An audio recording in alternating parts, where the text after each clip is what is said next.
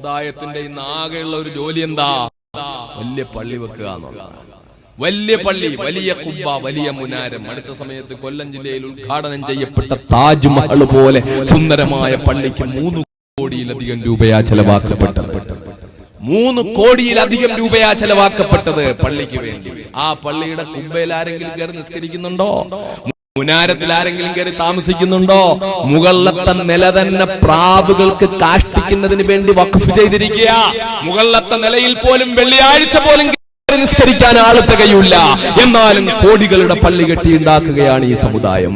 ഈ കോടികളുടെ പള്ളി കെട്ടിയുണ്ടാക്കുമ്പോൾ സമുദായത്തിലെ ചെറ്റക്കൂരകളിൽ കഴിയുന്ന 30ഉം 35ഉം വയസ്സുള്ള പാവപ്പെട്ട പെൺകുട്ടികൾ, ഞാൻ സാധാരണ എന്റെ പ്രസംഗവേദികളിൽ പറയാറുള്ളത് പോലെ പുറനിറഞ്ഞു നിൽക്കുന്ന ഈ പെൺകുട്ടികളെ കണ്ട് കണ്ണീരും കയ്യുമായി കഴിയുന്ന പിതാവ് മഹല്ല് കമ്മിറ്റിയോട് വന്നിട്ട് പറയുകയാ, എന്റെ മോൾക്ക് 35 വയസ്സായി 30 വയസ്സായി കല്യാണം കഴിച്ചു കൊടുക്കാൻ ഒരു ഗതിയുമില്ല, എന്തെങ്കിലും സഹായിക്കാൻ പറ്റുമോ എന്ന് ചോദിക്കുമ്പോൾ ഇന്ത്യ രാജ്യത്ത് ഉൽപ്പാദിപ്പിക്കപ്പെടുന്ന സർവ്വ സിമന്റും കമ്പിയും പള്ളി വെക്കുന്നതിന് വേണ്ടി വാങ്ങിക്കൂട്ടുന്ന തമ്പുരാക്കന്മാർ ആ പാവപ്പെട്ട സഹോദരന് വേണ്ടി ആകെ നഷ്ടപ്പെടുത്തുന്നത് എന്താ? ഒരൊറ്റ ലെറ്റർ പാഡ്. ഒരു ലെറ്റർ പാഡ്.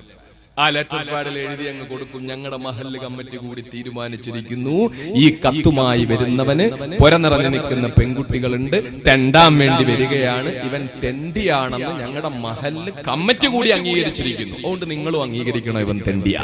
വരുമ്പോ നിങ്ങൾ എന്താന്ന് വെച്ചാൽ കൊടുക്കണം. ഈ ലെറ്റർ പാഡുമായിട്ട് പോവുകയാ പള്ളികളിലേക്ക് പോവുകയാണ്. ഞാൻ ഈ വിഷയം പറയുന്നത് വളരെ ഗൗരവത്തോടു കൂടി തന്നെ. കാരണം ഈ റബീഉൽ